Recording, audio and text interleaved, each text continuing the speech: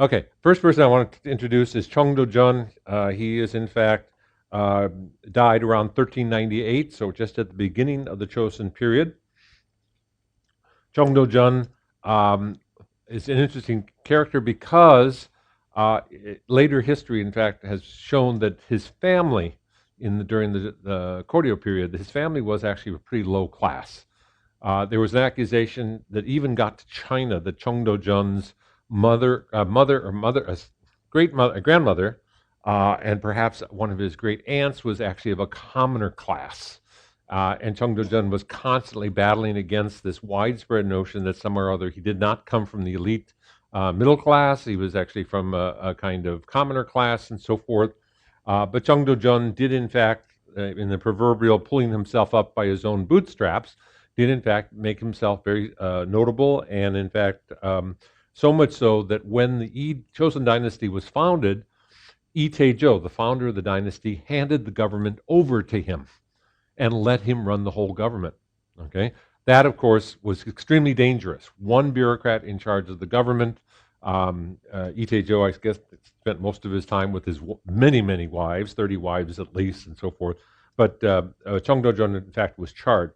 Many have looked at Chong To-chun's life and his contributions in the Yi dynasty, and it is probably not an exaggeration to say that the Yi dynasty was founded by Chong To-chun, not Yi Seong-ge.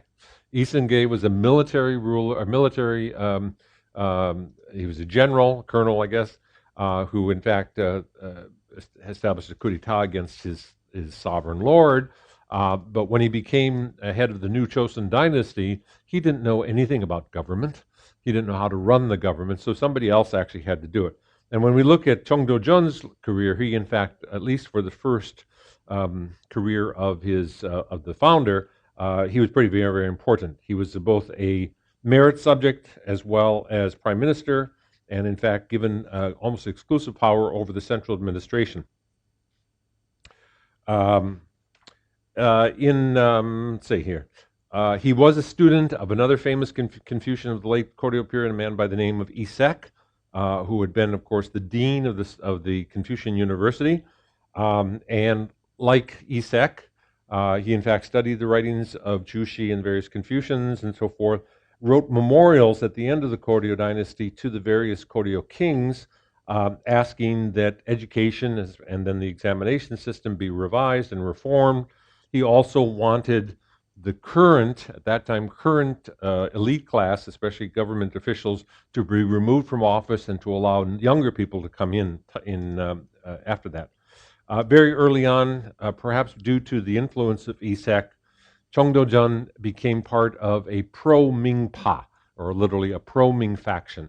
That is, as the Mongols' power declined in China, many scholars thought that it was legitimate to switch loyalty over to the new Ming rulers. Now, this is in 1368, the Ming officially declared their new dynasty, but they only occupied a small portion of China. So Mongols are still in control of about 3/4 of China and so forth. And yet, in Korea, many Confucian scholars debated whether, in fact, the Korean king should continue to pay vassal tribute to, in fact, the Mongols, when it wasn't really clear that Li Shimin, the Ming Dynasty founder, would in fact be in control. Nevertheless, Chong To-chun joined the pro-Ming faction, and he very much, again, ideologically justified this, that in fact the true rulers, the true holders of the mandate are Chinese, not Mongols, and that past generations of Confucian scholars had led the Koryo kings astray by having them pledged to barbarians. So again, a manufactured historical argument to indicate that in the past the Koryo court was in the, quote, state of confusion, and therefore good kings should in fact switch their loyalty over to the Ming. Chong To-chun made a lot of proposals. Several different times he was exiled and then brought back into power and so forth, until such time as the new Chosŏn dynasty was established. Chong also did not like, even though he was a friend of the founder of the dynasty, did not like the military. And one of Chong To-chun's earliest proposals was to co-opt the military, i.e., let civil bureaucrats take over military positions. And again, this has already been done in the Koryo period during the Che regime when military took over civil positions. So now it was time for the bureaucrats to actually take over military positions. This was not a good thing for Chosŏn because, like, for example, during the Imjin Wars, you had bureaucrats who were in charge of national defense. They didn't know anything about boats. They didn't know anything about defenses. They had no idea how artillery worked. And yet you had these civil bureaucrats running military posts and being in charge. A lot of them, in fact, had and tended to, in fact, have dual positions, both within the military. All right. Um, let's see. Chong also, again, according to the writings that we have preserved in the veritable records of the Chosŏn dynasty, was also a very strong defender of the notion of Confucian exclusivism. That is, that if you followed the teachings of Confucius, you could not give loyalty to any other teacher. And again, that might be his sort of military background. So that he, in fact, very early on began to write to the Koryo kings, telling them that they could not follow two daos, two ways. There could only be one way. And later on, Chong To-chun's own student at the Sungyunguan submitted memorials indicating that Chong To-chun actually was the only orthodox defender of Confucianism. Isek is not mentioned, no, Chong Mongju is not mentioned, but Chong To-chun is mentioned. This, of course, put Chong To-chun in a position where he had a lot of support among a younger elite group in the city of Seoul. He also obviously could control the throne, but most of the bureaucracy didn't like him. He was getting very powerful very fast. He also happened to, of course, make the wrong decision about the succession. As Itaejo became less and less interested in governing the Chosŏn dynasty, the issue of who was going to be his successor came up. And Chong To-chun made the mistake of suggesting that Itaejo's fifth son by his second wife be appointed successor, bypassing the biological first son. And as a result, Ipang I, who was the first son of Itaejo, now had a new enemy. So Chong To-chun actually suggested that the fifth son be appointed crown prince. Ipang I did not. Eventually, Ipang I attacked Chong To-chun and actually assassinated him after his father came back into power and so forth. So Chong To-chun actually was right in the midst of a lot of issues. He actually wrote a great deal. I have Chong To-chun's collected works, and the collected works of Chong To-chun are really good. He studied Chinese history very well. He knew Korean history well, and he wrote a whole series of articles, in fact, and plans that, in fact, were part of the early dynasty. It's not an exaggeration to say that until the 17th century, 1392 until 1600, the very nature of Chosŏn government was really under the control of Chong To-chun and his associated disciples. That is, they were absolutely fundamental in reformulating land policy, administrative code policy, education policy, of disestablishing the Taoist and Buddhist institutions, as well as establishing court ritual and reformulating what the nature of the monarchy was. His knowledge of Ming law was superb, and in fact, one of the first things that he wrote, the so-called Taebyong Chosun, Chosun Gyeonggukjeon, which is actually a long treatise on economics as well as economic policy, is purely almost 90% is derived from the Ming Code. Right? His also the Temyeongyul Chosunyo, which is actually a study of the understanding of the Ming Code. This one deals also with economics. The Sambongjik is another collection that he put together. Very, very strong. Because of his involvement, especially in the succession struggles to the founder of the dynasty, Chong To-chun's name was forgotten for almost 800 years. Once he died, people wanted to bury this because he actually sided with the wrong candidate. And when Ipang I became Taejong, he made sure that Chong To-chun's tablet was removed from the shrine to Confucius. Chong To-chun died, and his tablets had been installed in Taejong's memorial shrine. And when Pangmun finally succeeded to office after his own uncle was dead, he made sure that Chong To-chun was thing. So Chong To-chun's contributions were often lost, but recently people have, in fact, have looked at it. His name appears, especially in the first three reigns. His name is very, very prominent. Most of the suggestions and the actual codes that were created actually follow to him. Chong To-chun also wrote vociferously about why government and religion, specifically government and Buddhism, should not be connected, why government and Taoism should not be connected, and why the way, the Confucian way, in fact, should be the exclusive way. And he wrote extensively on class. It's really interesting. Like a traditional Confucianist, he believed that the classes of society should be rearranged in as to what classes are where. He did not change the class system, but he designated who should belong to which class. Obviously, he gave a lot more emphasis to rural elite than capital elite, and he also made the proposal that upon the death of an office holder, that the family not continue to hold certain privileges or rank within the government. So, sort of like Karl Marx's notion that once the office holder dies, you rearrange where the status of family was. He had already proposed that. That also earned him a lot of hatred from his fellow Confucians, because successive privileges and emoluments continued after the death of the office holder. Yeah. Could you just quickly give us the social hierarchy? Well, the new elite class of the Chosŏn dynasty are scholars. They exist under the collateral branches of the royal family and then the central branches of the royal family. So you have the king and the central branch of the royal family, and then the collateral branches, people who are cousins, second cousins, and so forth. Under that comes then the bureaucratic class, or what's called the Yangban class, which means those civil officials who can control both military and civil offices. Then under that, there developed about 1600 or so another urban class, which is very similar to the Japanese class. It's the Chungin, the middle class. They are urban dwellers, but they don't own land. They're primarily artisans and so forth. The number of free farmers actually decreased during the Chosŏn period as taxes were laid upon free farmers.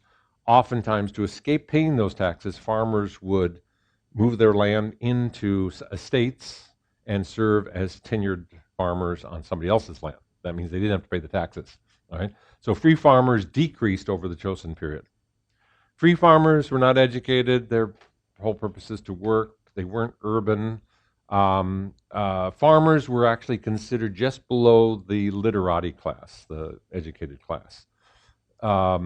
Military also were then below that. The early Chosŏn actually thought that military families were a little less than what farmers were. Farmers at least produced food. The scholars ran the government. The military. At the bottom of this class structure were what we call artisans and merchants, and therefore the artisan merchant class, which are not landowning, they live in cities or on the edges of cities. These people were considered the lowest class. Again, the Confucian justification for classification is that they are interested in money and they're not interested in the common good. Of course, by the 18th century, it's this merchant class that has all the power. They have all the money. They can travel and so forth. Yeah. What's that? They might be 10 hectares. It'd be what, 25 acres? Average size farm. You could sustain that. You could, in fact, depending on the kind of land, you could, in fact, grow fruit or, so on and so forth. More often than not, though, farmers would turn their land over to some local estate owner with the guarantee that they continue to live on the land, work the land, and so forth, but they would be then excused from taxes. So a lot of fee farmers dropped out.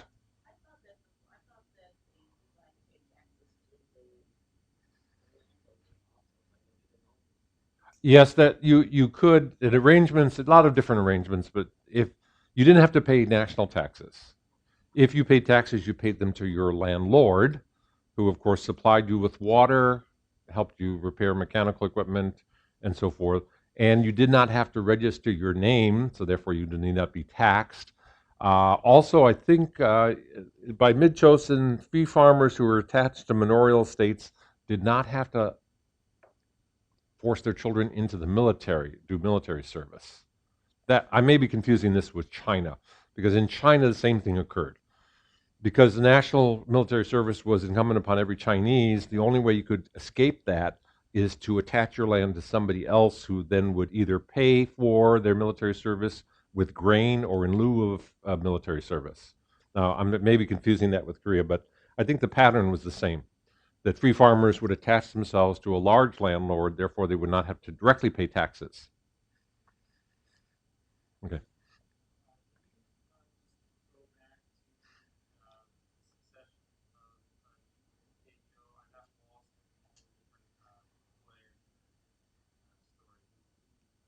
Itaejo is the founder of the dynasty, right? He was a military leader from northern province who rose up through the military ranks. And when King Kongyang of the Koryo dynasty told him to go north to China to find out if the new Ming dynasty was setting up a fortress. So Yi Sung-ge, Colonel, well, I guess, or General Yi Sung-ge, no, Colonel Yi Sung-ge, had been advised by Chong To-chun not to do this because that would be disloyal to the Chinese, the true rulers of China. So Yi Sung-ge turned around, came back, got to Seoul, or Kaesong, and since he had refused to carry out a command, the only option left to him was to depose King Kongyang, and he did, with the support of a new elite in the city of Kaesong. And then he appointed Kongyang's nephew, I think, who was like 7 years old. And guess who he appointed as regent? Chong To-chun. He appointed Chong To-chun as regent for this child king. Right? So, but effectively, that's a coup d'etat. He'd already betrayed his king, and the only thing left was, in fact, to shore up his forces and declare a new dynasty, which he did so 3 years later. Okay. So again, it's Itaejo, of course, has rewritten the records to indicate that he was immensely popular and he did what was right and so on and so forth.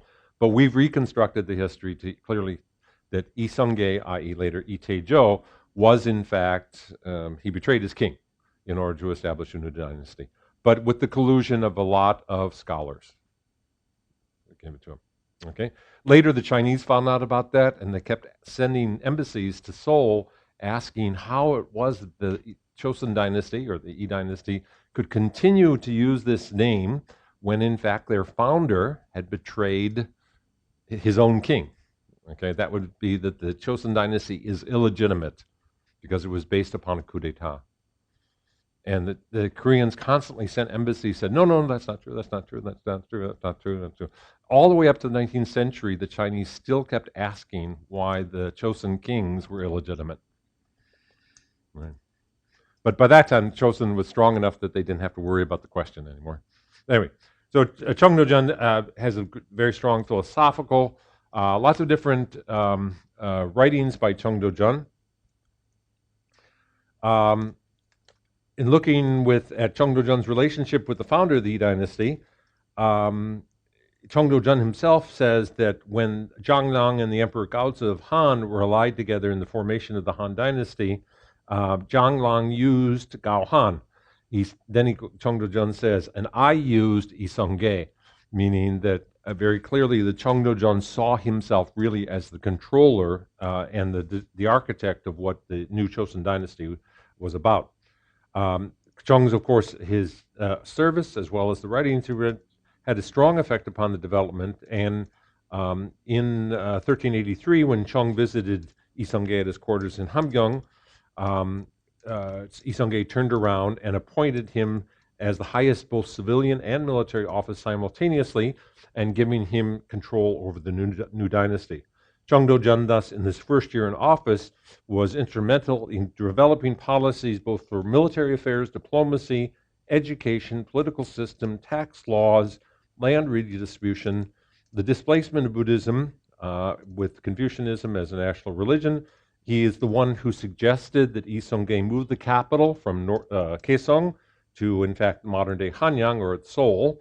And the political system was actually attempted to get rid of feudalism. At the late Goryeo dynasty, it was very much this kind of feudalistic villages under large manorial estate holders, and in fact to reintroduce some sort of class system with the bureaucracy at the top. Chong To-chun was also responsible for the renaming. As part of the legitimacy attempts on the Chosŏn dynasty, he was given the power to rename all the 8 provinces, all the districts, the provincial capitals, as well as the names of all the E dynasty palaces. So if you go to Seoul today, you find Gyeongbuk Palace and all the various palaces. These names were invented by Chong To-chun. He's the one who declared what the name of the palaces would be and what the name of various places would be. All right. Chong To-chun, of course, because of the power he held, jealousy of those around him, in fact, came under, and of course, his siding against Hibang I for the succession, of course, had a lot of enemies. He was, upon his death, Hibang I had killed him, and thus became King Taejong. Chong To-chun's name was removed from the records, and it was not until 1865, in the recognition of Chong To-chun's role in designing Gyeongbokgung, the main palace in Seoul, that in fact his writings were revived. Since 1865, he has now come under more closer scrutiny, and his ideas are found there. When we look at Chong To-chun's intellectual activity, it's very clear that he's somewhat self-interested. He wants to hold power. He has an idea that he, in fact, can fulfill the Confucian agenda. He's very astutely aligned with a large number of young aristocrats and Confucians who, in fact, support him. And he also, of course, has the trust of the founder of the dynasty. Chong To-chun's education was very much that of Orthodox Juche Confucianism, and he used that Orthodox Confucianism to, in fact, attack his enemies, primarily Buddhist. He also hated the landed aristocracy that had benefited from Mongol rule. So even though Chong To-chun was a student of Isek, Isek had been given offices in Mongol China, which of course gave him status within the Korean peninsula. So Chong To-chun could never attack his teacher. And in fact, throughout his life, he never said anything about his teacher, Isek. He didn't like him very much. He actually, through intermediaries, he tried to get Isek banished from the peninsula, but he would not himself ever say anything against that would be the height of impropriety to, in fact, criticize his teacher.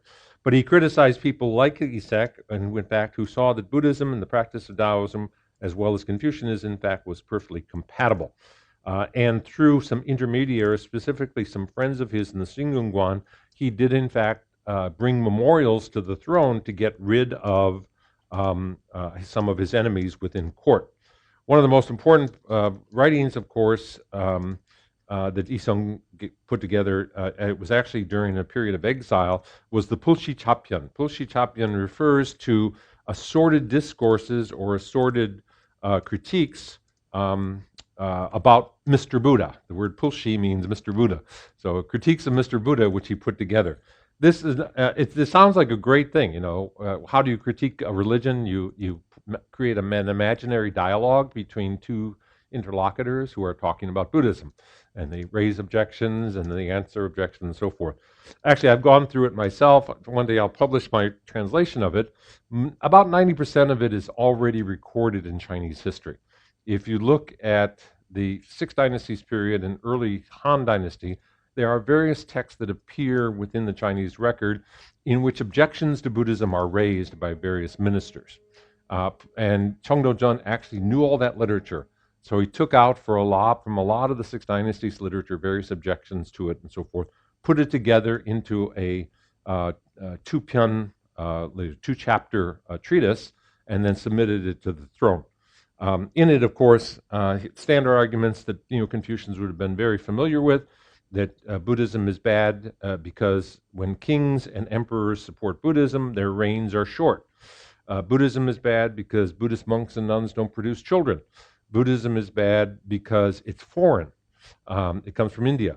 Buddhism is bad because it drains wealth from society. Buddhism is bad because it imagines things to be which are not. That's a wonderful argument. It imagines things that exist which are not. In other words, it is not realistic. Buddhism is bad because it uses the vocabulary of the sages, but in fact comes up with the wrong conclusions. That's a direct quote from Zhu Xi. He says, Buddhism and Taoism might be near the truth, but their conclusions are wrong.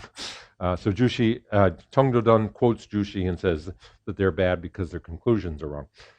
Anyway, this was in fact quite widespread, and we know that later on in the reigns of Chungzong, that in fact most of the anti-Buddhist legislation went through, and the arguments used in support of that anti-Buddhist legislation came out of Chong's own treatise.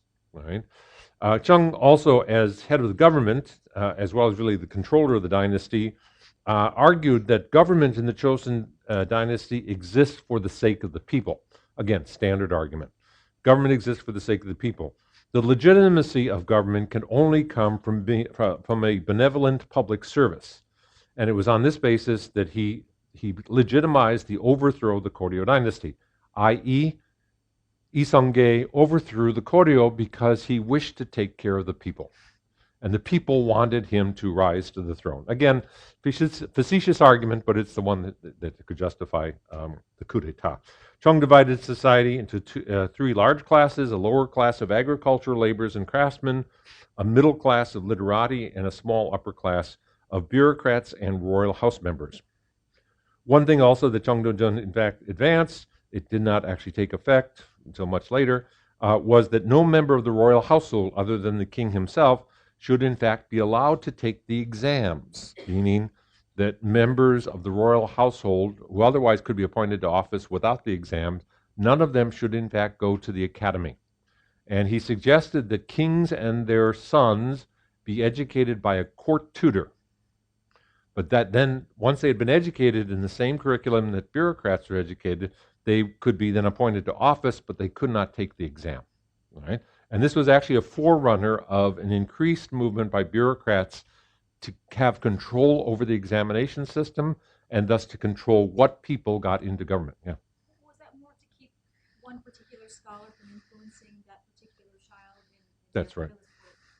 Yeah, they didn't want the children of the king to be influenced by one scholar or another. And what else was there? It was also a way of making sure that children didn't threaten their father. Especially where you had kings who had many children by many concubines, all of these potential non-heir apparents could in fact be a threat.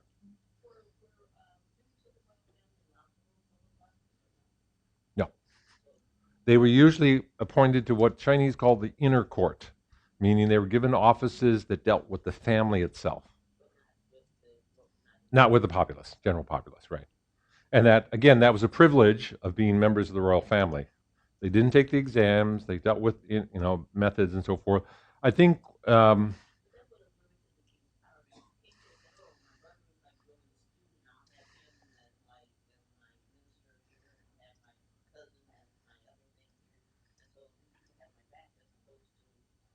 Well, yes and no. Chosen kings, in their appointments of royal household members to various offices, did not have a one-to-one assurance that they were being backed by their own family. And in some instances, they were disastrous, where an in-law was appointed and later sought to either destroy the ruling house or, remove somebody from office and so forth. Mm-hmm. Right. Well, we had no example of three kings who, just because the in-laws control of the inner court or the family court, the only way they could get away from that was to retire. So Taejo himself retired twice. He took out of office and allowed his sons to fight it out for the succession. And once Taejong came in, then Taejong was killed by Pangwon, his brother. Then in between Pangwon's accession, Taejo came back and took over the throne again. But there was a lot of infighting within the royal family because what happened was at the founding of the dynasty, the founder married a lot of rural elite families, and each one of them gave him a daughter so they could be allied to the royal family. So he had something like 30 concubine wives and children by about 4 of them, all of which, of course, would be contestants for the throne. So it was actually what people some refer to as politics by marriage. He had aligned himself with so many powerful landowners that so forth. All right. Chong also then divided. Anyone, including, he had these 3 systems: the notion of the bureaucrats, and then the literati, and then laborers and craftsmen. Anyone with outside the system, such as Buddhist monks or Taoist or shamans or entertainers, he considered to be a threat to social stability. And he actually promulgated laws to prevent the Yangmin, the good people, from having contact with Buddhist monks, shamans, and entertainers. What do we mean by entertainers? Dancers, singers, tea house, suljip maidens, whatever, prostitutes, and so forth. And this was, in fact, considered to be a threat. They could live in, they were actually excluded from the city of Seoul when Seoul was first built, and they had to live outside the wall of the main city. Right? Chong To-chun himself, we don't know a lot about his family, his wife or children, and so forth. Probably didn't have much time for them.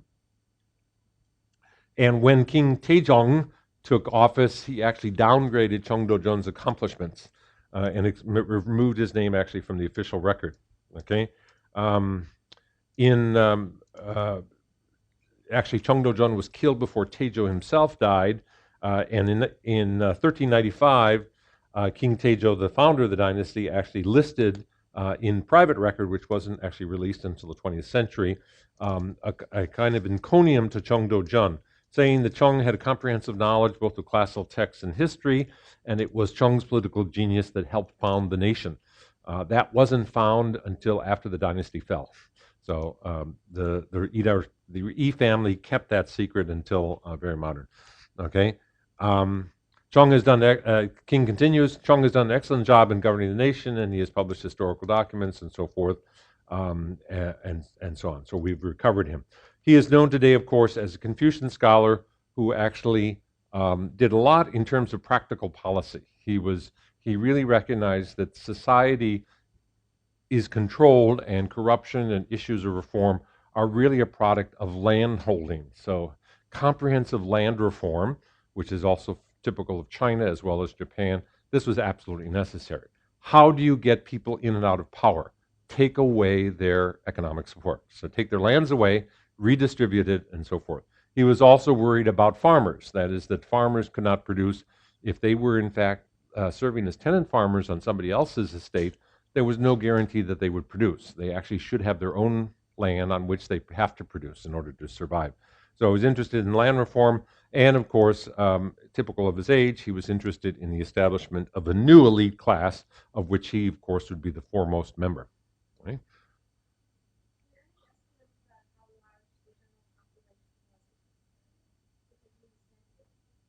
Okay.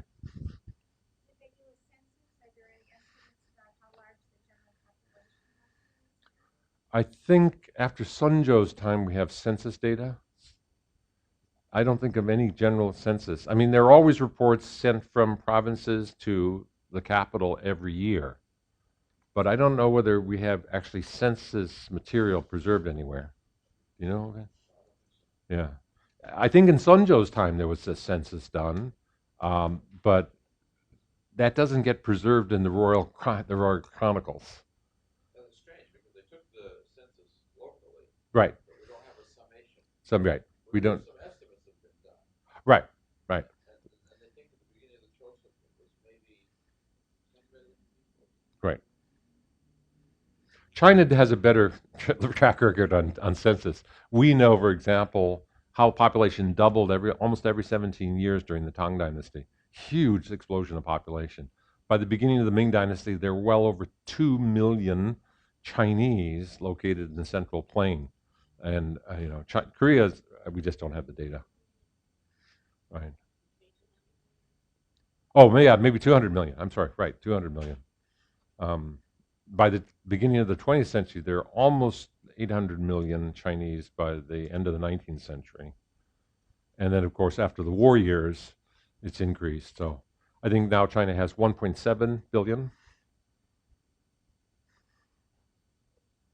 They're not just 1/5 of the world's population anymore because we've surpassed the 7 billion mark. But I think it was like 1.2 billion in China. The Mao Zedong's policy of one-child family has decreased the number, and Chinese have emigrated out of the country, so they're no longer part of the population statistics. So, right. So what we do have preserved in the Royal Chronicles basically are the statuses of villages, especially when particular villages and particular provinces have been helpful in advancing royal power. The king rewards them by raising their status. Okay, that we do have. But we don't have the nitty-gritty about how many people and so forth. You have to go into local history. If there are local scholars who keep history of a region, then you have to read those things about the thing. But there's nothing in the national record. Korea did go through, it wasn't actually in the Chosŏn dynasty, it was during the Goryeo dynasty. They did have, the same time that Sung China had, they had the Black Plague. The plague decimated part of Korea during the Goryeo period. I don't think there was any such plagues in the Chosŏn period. Not at all.